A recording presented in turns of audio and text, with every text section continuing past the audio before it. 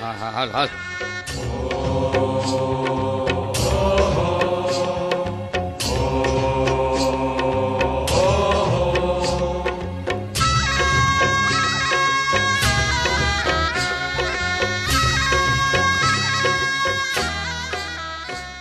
આજે ગામ જૂના સાવરમાં ઉગા ખુમાણના દરબાર ગઢના ઓરડામાં ખીલીઓએ સંતોની ઝોળી ટીંગાણી છે તેમજ સભા રાખવામાં આવી છે. જે દરબાર ગઢમાં ફેલ ફિતુર અને પાપાચારી હતા એવા એ દરબાર ગઢને પવિત્ર કરવા માટે આ સંતો દરબાર ગઢની ઓસરીમાં સત્સંગની સુગંધિત ધૂપસળી પ્રગટાવી રહ્યા છે અને એ સાથે જ કૃપાનંદ સ્વામીએ કીર્તન ઉપાડ્યું.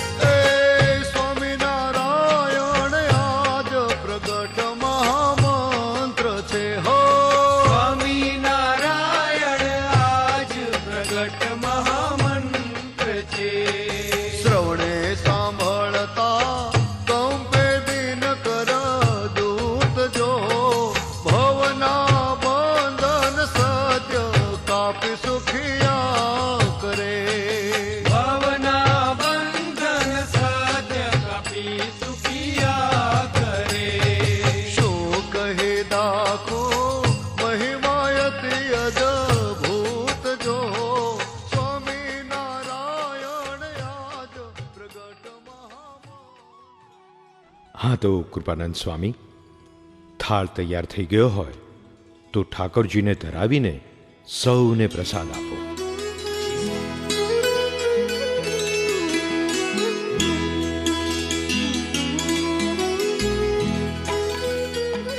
ઠીક ત્યારે દરબાર, જય સ્વામિનારાયણ.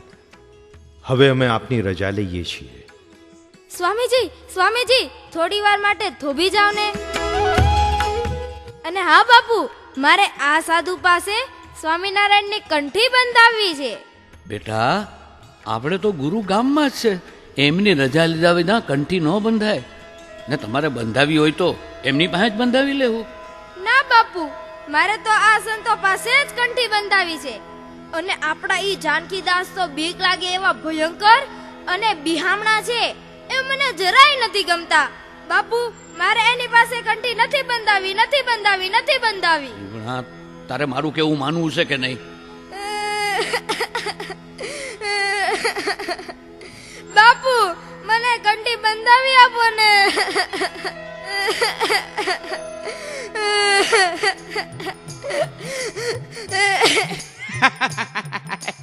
આપણે નાના મોઢે મોટી વાત શું કામ કરવી પડે? આ તો અમારા બા સાહેબે ગઢમાંથી કહેવરાવ્યું છે, એટલે કહેવું પડે છે કે આવા પવિત્ર ભગવાનના સાધુ પાસે આ કુંવર કંઠી બંધાવવા માંગે છે તો આપને શું વાંધો છે હે? અને વધુમાં એમ પણ કહેવરાવ્યું છે કે આપણા ઈ જાનકીદાસ તો ગંજેરી ને ફેલ ફતુરી છે, અને આમે એના મોઢામાંથી હંમેશા અપશબ્દો સિવાય નીકળે છે શું? તો પછી આવા સદાચારી સંતો પાસે કંઠી બંધાવી શું ખોટી છે હે? એમ વાત છે. તો ભાઈ જીવણા, તું હમણાં જ આ સાધુ પાસે કંઠી બંધાવી લે, બીજું હું. આવો કુંવર, આ લ્યો, આ જમણા હાથમાં પાણી રાખો અને ડાબો હાથ એની નીચે રાખો. કાલ માયા પાપ કર્મ યમદૂત ભયાદહમ શ્રી કૃષ્ણ દેવમ શરણમ પ્રપન્નોસ્મી સપાતુ મામ. આલ્યો કંઠી, બસ. જુઓ જુઓ, મને આ કંઠી કેવી સરસ લાગે છે હે ને. બાપુ, બાપુ, તમને આવી કંઠી પહેરવી છે? ના ભાઈ ના, તે ગુરુ કરે એટલું બસ. મને તો મારા જાનકીદાસ ગંજેરી જ બરાબર છે. ના બાપુ, તમે પણ આવી કંઠી પહેરો ને. પહેરો ને બાપુ, પહેરો ને, એ તમને બહુ સરસ લાગશે બાપુ. કહ્યું ને જીવણા કે મારે એ ધર્મની કંઠી પહેરવી નથી. ના બાપુ, તમે કંઠી પહેરો ને, પહેરો ને. આપણે નાને મોઢે મોટી વાત શું કામ કરવી પડે? આ તો બા સાહેબે એટલે કે બા સાહેબે કીધું છે કે કુંવરને રડાવ્યા વિના આપ કંઠી પહેરી લ્યો તો સારું. આખી જિંદગીના પાપ ધોવે એવા મહાપુરુષ ઘેર બેઠા આવ્યા છે, એને ગુરુ કરવામાં આપને વાંધો શું છે હે? અને વધુમાં કીધું છે કે એ જાનકીદાસ ગુરુ કરતા તો આ ગુરુ સારા, આ જાનકીદાસ કરતા તો નુગરા ભલા. માટે ભલા થઈ ને કુંવરની વાત માનીને કંઠી બંધાવી લ્યો. હા તો પછી આ લોકો મને નહીં છોડે એમ જ ને સ્વામીજી? તો પછી હવે મને પણ સ્વામિનારાયણ ભગવાનનો સેવક બનાવો, સત્સંગ કરાવો. ભલે દરબાર, અમારા સંતોના દેહ તો સત્સંગ માટે જ હોય છે. લ્યો, આવો ત્યારે દરબાર. જમણા હાથમાં પાણી રાખો અને ડાબો હાથ તેની નીચે રાખો. કાલ માયા પાપ કર્મ યમદૂત ભયાદહમ શ્રી કૃષ્ણ દેવમ શરણમ પ્રપન્નોસ્મિ સપાતુ મામ. લ્યો, તમને પણ કંઠી બાંધી આપી. બસ તો દરબાર, આજથી દારૂ, માટી, ચોરી, અવેરી બટલવું નહીં ને વટલાવવું નહીં. હવેથી નવો પાપાચાર આદરશો નહીં. નવા પાપ કરશો તો અગાઉના પાપ પણ સજીવન થશે.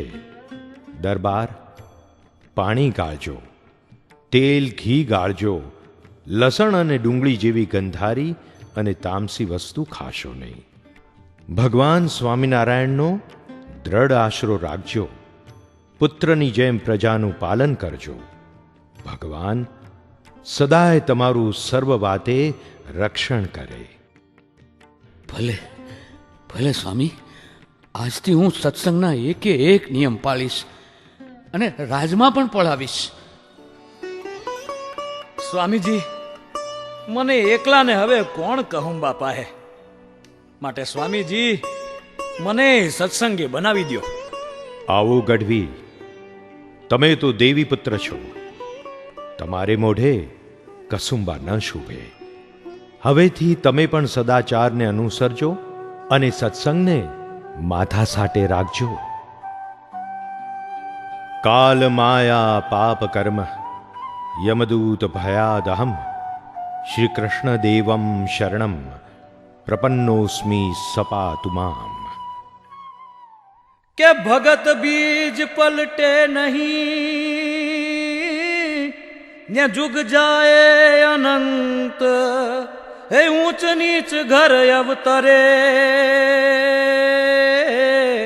ને તોય સંત છે સંત. ઠીક ત્યારે રાજવી, હવે અમે રજા લઈએ. ધર્મ નિયમ રાખજો, ભગવાન તમારું સારું કરશે. ઠીક ત્યારે સૌ ભક્તોને જય સ્વામિનારાયણ. જય સ્વામિનારાયણ. તો ગઢવી, હવે તો આપણે ભગવાન સ્વામિનારાયણના સત્સંગી થયા. તો હવે ડુંડા ને ડાયરા મેલો ને સત્સંગનો રંગ રેલાવો મારા બાપ, સત્સંગનો રંગ રેલાવો. હા હા દરબાર, હવે તો આ કંઠી પહેરી અવિનાશી ધણી ધાયરો છે બાપ, તો એ અવિચળ ચૂડ્યું કેમ નંદવાય. હાલો હાલો મારા બાપલા, આપણે આ સંતોને ગામના ઝાપા લગણ વળાવતા આવીએ. હાલો કઈ બોલો બધા. સ્વામિનારાયણ ભગવાનની જય, અજાનંદ સ્વામી મહારાજની જય, હરિકૃષ્ણ મહારાજની જય.